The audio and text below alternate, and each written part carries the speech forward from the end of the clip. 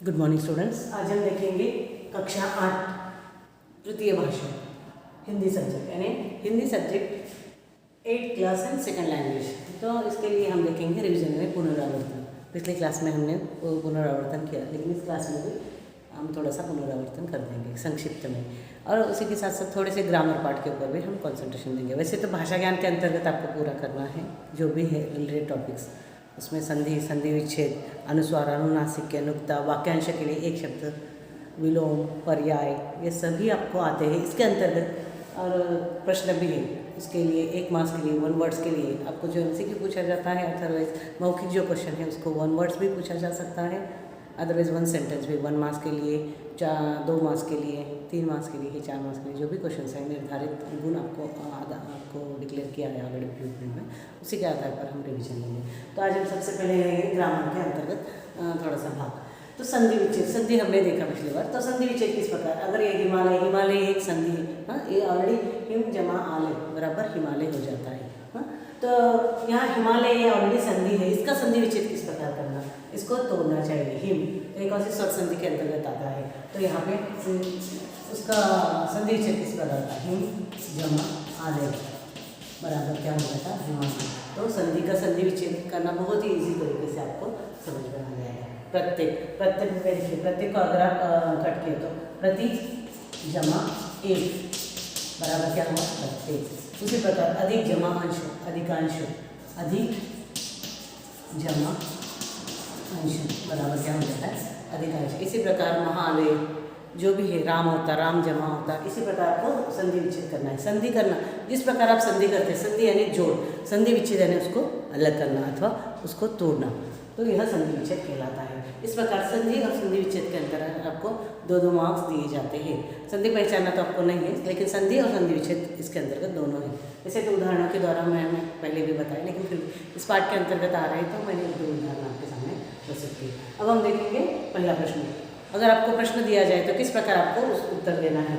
कौन सा भी प्रश्न हो, कितने शब्दों में दिया गया है और कितने गुण के लिए यानी कितने मार्क्स के आधार पर है, यह आप पहला देख लें, और उसके उपरांत ही आपका प्रश्नों का उत्तर छोटा अथवा बड़ा आप डिसाइड कर सकते हैं। बदलू के स्वभाव के बारे में लिखिए। तो सबसे पहले एक कौन सा पाठ है, लेखक लाख की चूड़िया। लाख की चूड़िया ये क्या है, एक लाख की चूड़िया के पाठ के ऊपर तो हमने वैसे तो बताया था। लाख की चूड़िया ये क्या है, कहानी है। इस कहानी को कामतानाथ प्रसाद जी ने दर्शाया गया था। अगर आप यहाँ पे देखें तो पूरा संक्षिप्त में पहले ही मैंने बता दिया था, फिर भी कामनाथ द्वारा लिखित लाख की चूड़िया कहानी बदलू के ऊपर ही आधारित है। तो बदलू का यहाँ पे इस पाठ के द्वारा आपको बदलू के ऊपर चरित्र चित्रण कीजिए अथवा बदलू के बारे में, स्वभाव के बारे में लिखिए। अदरवाइज कांच की चूड़िया आने के ऊपर कांच की चूड़िया और इसके लाख की चूड़ियों में क्या अंतर है, इस प्रकार के प्रश्न आपको बड़े क्वेश्चन पूछे जा सकते हैं। तो यहाँ लेखक ने बचपन में, और उसी के साथ साथ लेखक को बचपन में क्या चाव था, वो लाख की गोलियाँ जाके जमा करता था, उसके लिए वो किसके पास जाता था, वह जाता था बदलू काका के पास जाता था। और गांव में जाते ही, और बदलू का पैतृक व्यवसाय कौन सा था, उसका व्यवसाय था मनिहार। वो मनिहार था, और वह उसके पिता से दादाजी से लेकर वह चूड़ियाँ बनाने का काम करते थे। तो वह मनिहार था, उसका पैतृक व्यवसाय वही था। तो उसी के साथ साथ बदलू के स्वभाव से आप परिचित है, तो उसके स्वभाव का वर्णन भी यहाँ पे करना चाहिए। बदलू स्वभाव से सीधा था, वह किसी से भी नहीं झगड़ता था, और साथ ही साथ वह पुरानी सोच का व्यक्ति था। और आज भी वह क्या करता था, वस्तु विनिमय का अर्थ क्या है, एक वस्तु के बदले दूसरे वस्तु देना अथवा बेचना, और वस्तु विनिमय के तरीके से वह चूड़ियाँ बेचता था। और साथ ही साथ वह अपने काम में कुशल होने के कारण क्या करता था, वह थोड़ा सा जिद्दी भी बन गया था। क्यों बन गया था, शादी ब्याह के अवसर पर तो यदि वह नाराज़ भी हो जाता था। क्यों नाराज़ होता था, क्योंकि उसको अगर मन माफिक उसके चूड़ियों के बदले मन माफिक दाम न मिलने पर वह क्या करता था, नाराज़ होता था। और उसको मनाने का यानी कि लोहे के चने चबाने के बात ही था। देखिए यहाँ पे मुहावरे का बहुत ही सरल तरीके से और बहुत ही अच्छे तरीके से यहाँ पे वर्णन किया गया है। तो आप यहाँ पे देख सकते हैं, अगर आप चाहे तो उत्तर लिखते समय मुहावरों का उपयोग किए तो वो क्या हो जाती है, एक प्रकार की अलंकार, यानी अलंकार जिस प्रकार एक स्त्री की शोभा बढ़ाती है उसी प्रकार अलंकार और मुहावरों का अगर आप प्रयोग करें उत्तर में तो वह उसकी शोभा बढ़ाता है। और उसी के साथ साथ आपका उत्तर भी बहुत ही सरस बन जाता है और बहुत ही सीधे शब्दों में और पढ़ने वालों को भी समझ में आने जैसा हो जाता है। जब बदलू को अपने जोड़े का, यानी कि जो चूड़िया बनाता उस जोड़े का मनमाफिक दाम न मिलने के ऊपर वो क्या करता था, वह अपनी चूड़ियों का जो जोड़ा था वह नहीं बेचता था, क्योंकि वो अपने उसूलों का बहुत ही पक्का था। और साथ ही साथ मशीनीकरण के युग के कारण युग में उसने जो भी मनमाफिक दाम न मिलने पर अपने जो आखिरी चूड़िया था, चूड़ियों का जो जोड़ा था उसने ज़मींदार को नहीं बेचा, क्योंकि वह आखिरी जोड़ा ही उसके बेटे के लिए रखा था। और जब ज़मींदार ने उस जोड़े का सही भाव नहीं दिया तो किस प्रकार यहाँ पे बदलू ने वह आखिरी जोड़ा ज़मींदार को नहीं बेचा, यहाँ दर्शाया गया है। तो यानी कि यहाँ पे क्या कर सकते हैं, दिखा सकता है, देखो बदलू के स्वभाव के बारे में यहाँ पाठ के आधार पर यहाँ पे विश्लेषण कर सकते हैं। ये क्वेश्चन आप देखिए कितने मार्क्स के लिए दिया गया है, 3 मार्क्स, 4 मार्क्स अथवा 2 मार्क्स के लिए पूछा गया है, उसी के अंतर्गत आप उसके उत्तर लिख सकते हैं। तो अगला प्रश्न हम देखेंगे, लक्ष्य निर्धारित करते समय किस बात पर विचार कर लेना चाहिए। तो लक्ष्य है, यह कौन सा पाठ है, यह पाठ है जीवन का लक्ष्य के ऊपर। तो यहाँ पे लक्ष्य निर्धारित करते समय किस बात पर हमें किन किन कठिनाइयों का सामना करना पड़ता है, अथवा लक्ष्य निर्धारित करते समय हमें क्या क्या दिक्कतें, किन किन दिक्कतों का सामना करना पड़ता है, यह हमें यहाँ पे दर्शाना है, अथवा उसका उत्तर इस प्रकार लिखना है। अगर आप देखें तो जीवन का लक्ष्य यह क्या है, एक लेख दर्शाया गया है। इस लेख में जीवन में सफलता पाने के लिए क्या करना चाहिए, चुनाव कैसे करना चाहिए, अपना रुचि अथवा आपकी इच्छा जिस क्षेत्र में हो आपका झुकाव उसी तरफ रहना चाहिए, चुनाव किस समय करना चाहिए, उसके लिए क्या किन किन दिक्कतों का सामना करना पड़ता है यहाँ पे दिया गया है। और साथ ही साथ जीवन में सफलता प्राप्त करने के लिए आवश्यक क्या है, आवश्यक है कि हम अपने जीवन का लक्ष्य निर्धारित करें अथवा लक्ष्य चुनें। लक्ष्य का चुनाव अपने रुचि के क्षेत्र में, जिसमें आप इंटरेस्टेड हो, रुचि के क्षेत्र से ही होना चाहिए। साथ ही साथ लक्ष्य का चुनाव सही समय पर करना चाहिए, सही समय पर करना चाहिए, और वह बहुत ही अत्यावश्यक है। यानी कि कमज़ोर से कमज़ोर प्राणी भी अपने शक्तियों को एक लक्ष्य, यानी आपका जो लक्ष्य केंद्रित करना चाहिए, लक्ष्य केंद्रित कर उपलब्ध कर सकते हैं। यानी सब शक्तियों को अगर आप एकजुट होकर एक ही तरफ आपका इशारा हो अथवा केंद्र हो तो आप क्या कर सकते हो, वो अचीव कर सकते हो। यानी कि वहाँ आपका केंद्र बिंदु आप स्थापित किए तो आप उसके तरफ आप आकर्षित हो जाते हो, आपके केंद्र की तरफ आपका झुकाव बढ़ जाता है। तो यहाँ पे क्या दर्शाया गया है कि लक्ष्य का चुनाव कब और कैसे करना है। तो यहाँ पे दर्शाया है लक्ष्य निर्धारित करते समय आपको किन किन कठिनाइयों का सामना करना पड़ता है, अथवा इस लक्ष्य निर्धारित करते समय किस बात पर विचार कर लेना चाहिए। सबसे पहले तो आपको लक्ष्य निर्धारित करते समय यह अवश्य विचार करना चाहिए कि आखिर हम क्या चाहते हैं, हमारा लक्ष्य क्या है। लक्ष्य हमारी रुचि के अनुकूल होना चाहिए, यानी कि आप उसमें इंटरेस्टेड होना चाहिए, यानी लक्ष्य आपके रुचि का अनुसार होना चाहिए। उसी प्रकार इसमें किस प्रकार का प्रश्न पूछे जा सकते हैं, तो सफलता के लिए आपको क्या क्या करना आवश्यक है, अथवा सफलता प्राप्त के लिए किन किन कठिनाइयों का सामना करना पड़ता है। तो सफलता प्राप्ति के लिए सही लक्ष्य का चुनाव सही समय पर करना चाहिए, और साथ ही साथ अपनी योग्यता और सीमाओं को ध्यान में रखना चाहिए, और लगन होनी चाहिए। जो आप कर रहे हैं, जो कार्य कर रहे हैं उसमें आपकी लगन होनी चाहिए, यानी 100% आपका उसमें ही कंसंट्रेशन होना चाहिए। यानी लक्ष्य प्राप्ति के लिए आपको बहुत परिश्रम करना चाहिए और आपका ध्यान केंद्रित होना चाहिए। तो सफलता के लिए किन किन चीज़ों की आवश्यकता होती है आपको यहाँ पर पता चलता है। और साथ ही साथ लक्ष्य निर्धारित करते समय आपको किस बात का विचार कर लेना चाहिए। तो दोनों प्रश्न का उत्तर थोड़ा बहुत ही अलग है, 1-2 पॉइंट्स अगर निकालें तो बाकी सभी आंसर आपको कैसा होगा, यहाँ पे सेम ही होगा। तो अगला प्रश्न हम देखेंगे, फूलों ने अपनी किन कठिनाइयों का वर्णन किया है। फूलों ने अपनी किन कठिनाइयों का वर्णन किया है। अगर यहाँ पे देखें तो फूलों ने अपनी किन कठिनाइयों का वर्णन किया है। रंग जाति एक ऋतु इस कविता के आधार पर दिया गया है। यहाँ पे दर्शाया गया है एक फूल अथक परिश्रम करके किस प्रकार कली से फूल बन जाता है, और एक बीज अंकुरित करने के लिए किस प्रकार भूमि में किन किन परिस्थितियों, विकट परिस्थितियों से वो सामना करके उसमें अंकुरित बीज बाहर आने के बाद उपरांत किस प्रकार वह ठंडी हो या गर्मी हो हर एक मौसम में किस प्रकार बिना थके बिना रुके ऐसा अपने एक ही पाँव पर माने तपस्या करके खड़ा होकर खड़ा हुआ हूँ। तो यहाँ पे दर्शाया गया है फूलों ने अपनी किन किन कठिनाइयों का वर्णन किया है इस कविता में। देखिए सबसे पहले तो फूलों ने क्या किया है, यहाँ पे फूल ने सूरज को यानी फूल ने सूरज को कहा है कि क्या कहा है कि इस फूल सूरज को कह रहा है कि वह तेज़ किरणों से यानी फूलों के ऊपर जो सूरज की तेज़ किरणें आती है उसकी वजह से वह गर्मी की सूरज की गर्मी की वजह से उसके डंठल जो है क्या हुआ है, डंठल मानो एक पैर के ऊपर ही खड़े हुए हो, यानी कि वो तपस्या कर रहे हो, माने एक पैर के ऊपर खड़े हो, यानी उसके डंठल जो है सूरज की तिरछी किरणें उसके ऊपर आने के बाद भी वह एक पैर पे ऊपर खड़े हैं। और साथ ही साथ वह बरसात हो, जाड़ा हो, अनगिनत बूंदें उसके ऊपर मार कर रही हो वर्षा की, फिर भी वो क्या कर रहे हैं, बरसती है तो भी वो उसी प्रकार अनेक फूलों ने क्या किया है, अनेक फूलों ने मिलकर धरती का रंग मानो धरती के ऊपर चारों ओर रंग बिखेर दिया गया। यहाँ वहाँ चारों ओर क्या हुआ, फूलों के खिलने की वजह से अनगिनत रंग फैले हुए हैं। तो यहाँ पे इस प्रकार किन किन कठिनाइयों का सामना करना पड़ता है। और साथ ही साथ कली का फूल में किस प्रकार परिवर्तन होता है, फूल बनने से पहले कली का वर्णन किया गया है। जाड़ा हो सर्दी हो किस प्रकार एक फूल अपने एक डंठल के ऊपर खड़ा रहता है, यहाँ पे दर्शाया गया है। और यह पूरा श्रेय प्रकृति को दिए बगैर वह अपना श्रेय पूरा किसको दे रहा है, प्रकृति को दे रहा है। तो प्रकृति को भी देखना चाहिए किस प्रकार एक कली और फूल बनने से पहले वह सूरज की गर्मी, बरसात, जाड़ा हर एक कैसे सह लेता है, यहाँ पे इस कविता में रंग जाति एक ऋतु में दर्शाया गया है। और साथ ही साथ फूलों से उठी जो गंध है, यानी कि यहाँ पे खींच गई गंध सी लकीर यहाँ पे दर्शाया गया है एक पंक्तियों में।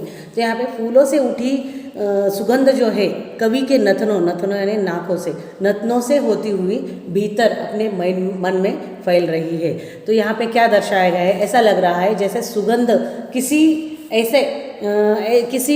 रेखा से सहारे अपने मन में उतर गई हो। तो यहाँ पे दर्शाया गया है फूलों ने खींच गई है लकीर जैसे गंध की, यानी कि एक प्रकार से गंध आके अपने नथनों यानी नाकों से आकर अपने मन में बस गई हो। तो इस प्रकार इस कविता में बहुत ही सुंदर वर्णन किया गया है।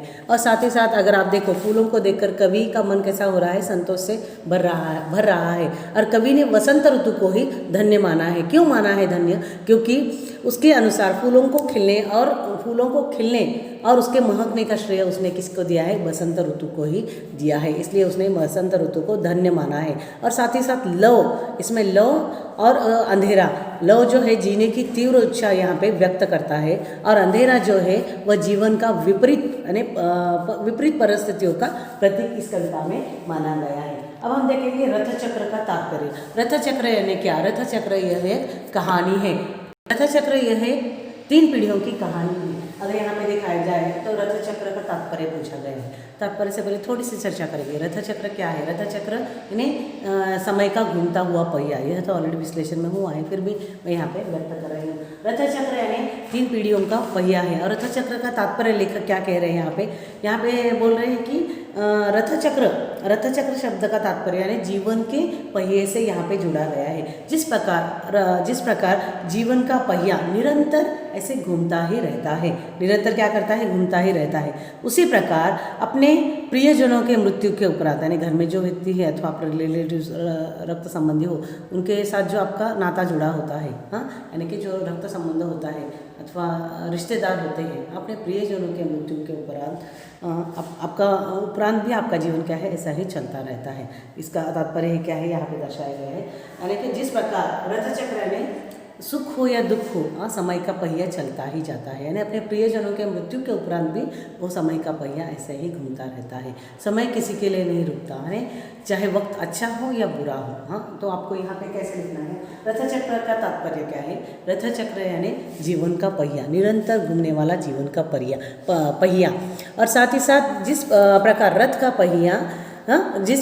पहिया निरंतर घूमता ही रहता है अपने प्रियजनों के मृत्यु के उपरांत भी, इसका तात्पर्य यह दर्शाया गया है। इस कहानी में मैं शब्द का प्रयोग किया है। मैं शब्द का प्रयोग अपने छोटे भाई के लिए किया गया है। वह इस कहानी का एक मुख्य नायक है। साथ ही साथ वहाँ पे बड़े भाई भी थे। बड़े भाई फौज में भर्ती हो गए थे और वह पढ़ने के लिए कहाँ गए थे? अल्मेडा गए थे। इस प्रकार बड़े भैया फौज में भर्ती हो गए थे और छोटा भाई क्या कर रहा था? दिल्ली में नौकरी करने गया था। और बाबा के स्वर्गवास यानी उनके पिता के स्वर्गवास होने के कारण उसकी माँ अकेली रह गई थी। हाँ, तो बाबा और बड़े भैया ने फलों के जो वृक्ष भी लगाए थे वे अब समय पाकर फूलने फलने लगे और उसी के साथ साथ उनके परिवार के सदस्यों को खाने में काम आ रहे हैं। यानी कि यहाँ के क्या दर्शाया गया है? समय का पहिया किस प्रकार घूमता है। यानी पीढ़ी दर पीढ़ी यहाँ पे 3 पीढ़ियों का दृश्य दर्शाया गया है रथ चक्र कहानी में। तो यहाँ पे एक माँ किस प्रकार अपने बच्चों को पालती है पति के मृत्यु के बाद भी, यानी कि अपने प्रियजनों के मृत्यु के बाद भी उनका जीवन स्थगित नहीं होता, वैसा ही चलता जाता है।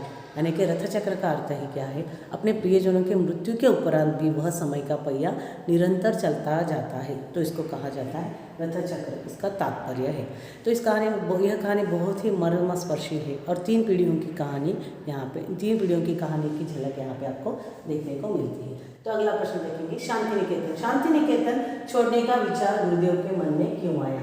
तो यह एक कुत्ता और एक मैना, यह इस पाठ के ऊपर आधारित है। यह एक ललित निबंध है। यह क्या है?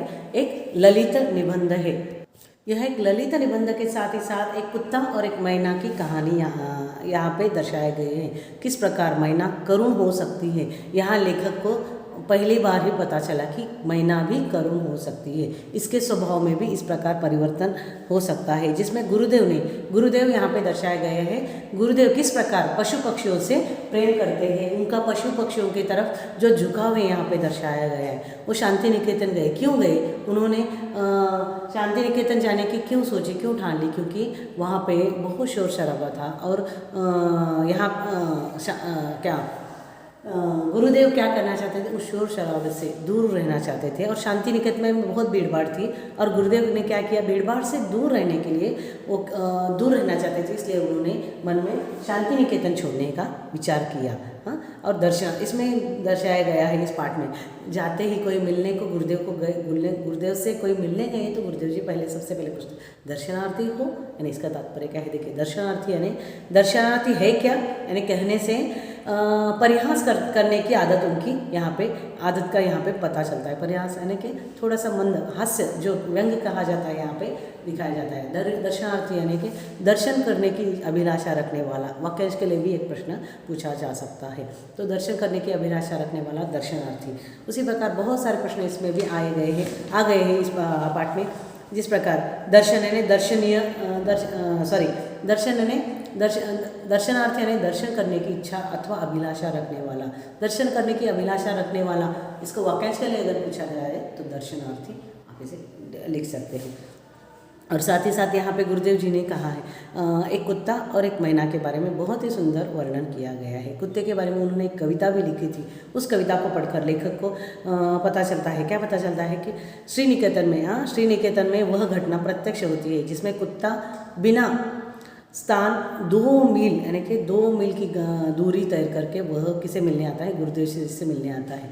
तब उसको पता भी नहीं था गुरुदेव जी कहाँ रहते हैं। यानी किस प्रकार यहाँ पे इस पाठ में दर्शाया गया है कि 2 मील की दूरी तय करके वह अपने स्नेह आता है, यानी गुरुदेव जी से मिलने वह कुत्ता आता है और उनके पास आके पहुँच जाता है। तो पशु भी बहुत ही संवेदनशील होते हैं, यहाँ पे इस पाठ में दर्शाया गया है। साथ ही साथ मैना भी करुण भी हो सकती है।